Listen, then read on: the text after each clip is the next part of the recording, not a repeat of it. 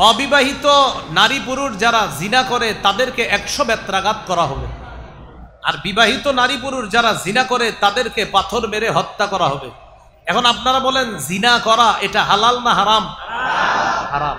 তাহলে এরকম কোন কমিশন বাস্তবায়ন করা, এটার মানে হলো জিনাকে বৈধতা দেওয়া, আর জিনা বৈধতা দেওয়া মানে একটা হারামের বৈধতা দেওয়া। এটা মুসলমান হিসাবে আমরা মেনে নিতে পারি না। আল্লাহ আমাদেরকে হারামের বাস্তবায়ন থেকে আমাদের দেশকে আল্লাহ হেফাজত করে। এইগুলো রাসূল সাল্লাল্লাহু আলাইহি সাল্লামের 1 নাম্বার কথা। শিখাবে কয়টা? হাত ধরে 5টা। 1, হারাম থেকে বাঁচো, খাঁটি আবেদ হবা। 2,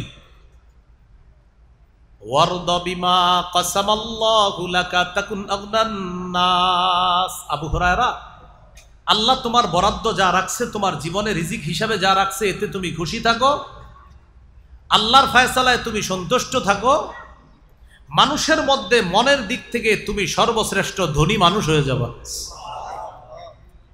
আপনার আল্লাহ ফয়সালা করছে 20,000 টাকা, আপনি 20,000 টাকায় খুশি থাকেন। 50,000 যে ইনকাম করে ওর দিকে তাকায়েন না, খালি কষ্ট পাবেন। 50,000 যার ইনকাম, যদি চিন্তা করেন ওর 50, এই চিন্তায় আপনার 30 দিন শেষ হবে, খালি কষ্ট পাবেন।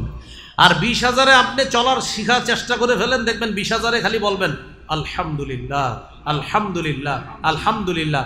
আর যে 50,000 কামাই, যদি তাকান ওর দিকে, ওর 50, আরে ওর 50, আরে আপনার শরীর আরো খারাপ হবে। এই জন্য নবী বললেন, তোমাকে আল্লাহ যা দিছে এটাতে তুমি খুশি থাকো, তুমি শ্রেষ্ঠ ধনী হবা। 3 নাম্বার, ওয়া আহসিন ইলা জারিকা তাকুন মুমিনা। প্রতিবেশীর সাথে উত্তম আচরণ করো, খাঁটি মুমিন হয়ে যাবা। প্রতিবেশীর সাথে উত্তম আচরণ করো, খাঁটি মুমিন হবা। আমি গাড়ি থেকে নাইমা এখানে আসা পর্যন্ত যুবক ওলামা একরাম প্রায় সবাই আমারে সালাম দিছে, মুসাফা করছে, যারা যারা সামনে পড়ছে। এর মধ্যে এমন লোক আছে যারা মুসাফা করছে আমার সাথে, যারা অথচ রাসূল সাল্লাল্লাহু আলাইহি সাল্লাম বলেন, প্রতিবেশীর হক আদায় করো প্রতিনিয়ত একটা সালামের মাধ্যমে হলো। সুবহানাল্লাহ। প্রতিবেশীর সালাম দেয় না কেন?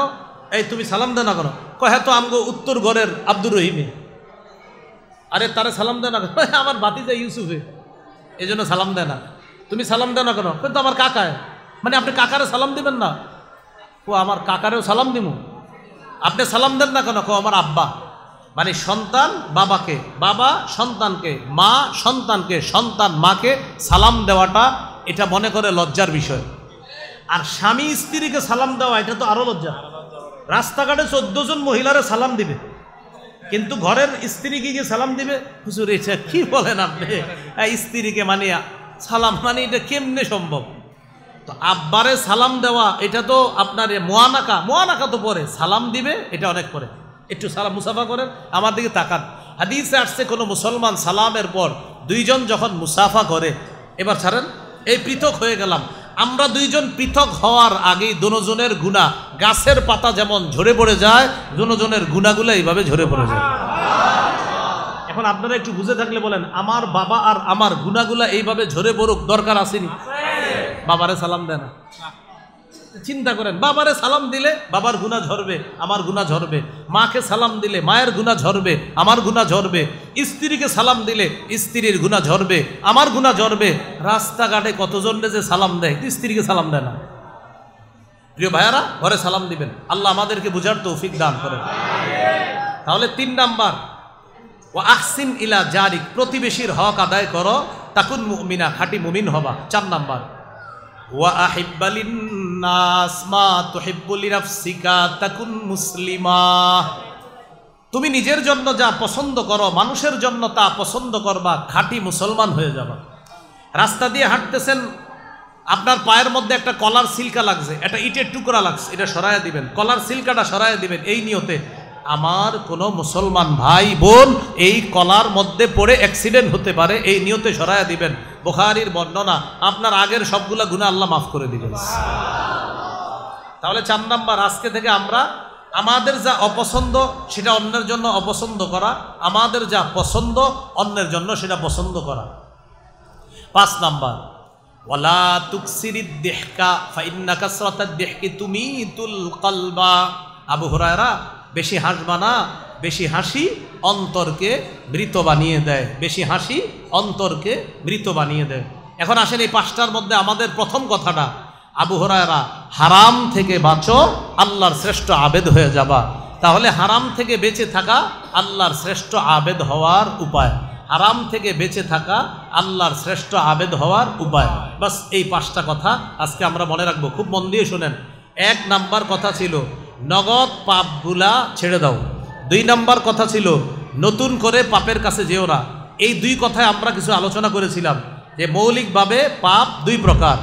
একটা হলো আল্লাহর আদেশগুলা ছেড়ে দাও, মাশাআল্লাহ। একটা হলো আল্লাহর আদেশগুলা বলেন পাপ, আল্লাহর আদেশগুলা ছেড়ে দেওয়া পাপ। 2 নাম্বার আল্লাহর নিষেধ বিষয়গুলা করা পাপ। আল্লাহর নিষেধ বিষয়গুলা, এই পাপ আবার কয় প্রকার? 4 প্রকার। একটা হলো যা আল্লাহর গুণ, এগুলা মানুষ নিজের মধ্যে দাবি করা, এটা পাপ। 2 নাম্বার আয-যুনুবুশ শায়তানিয়া, হিংসা করা শয়তানের কাজ, এটা মানুষ করা পাপ। 3 নাম্বার আয-যুনুবুস সাবউইয়া, সেটা হলো বাড়াবাড়ি করা, সীমা লঙ্ঘন করা।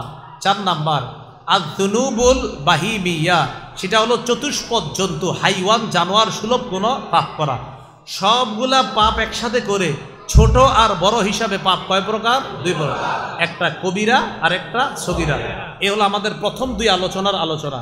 নগদ গুনাহ ছেড়ে দেওয়া, নতুন করে গুনার কাছে না যাওয়া।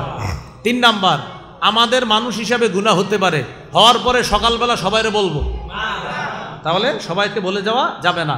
হ্যাঁ, যদি গুনাহটা ছাড়তে না পারি ব্যক্তিগতভাবে কোনো আল্লাহওয়ালার কাছে বলতে পারি।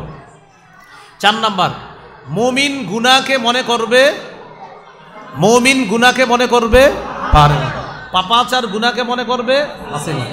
5 নাম্বার, আল্লাহর শ্রেষ্ঠ আবেদ হওয়ার উপায় গুনাহ ছেড়ে দেওয়া, হারাম কাজ ছেড়ে দেওয়া। আল্লাহ আমাদের সকলকে পাপ মুক্ত জীবন যাপন যেন আমরা করতে পারি। প্রকাশ্য গুনাহ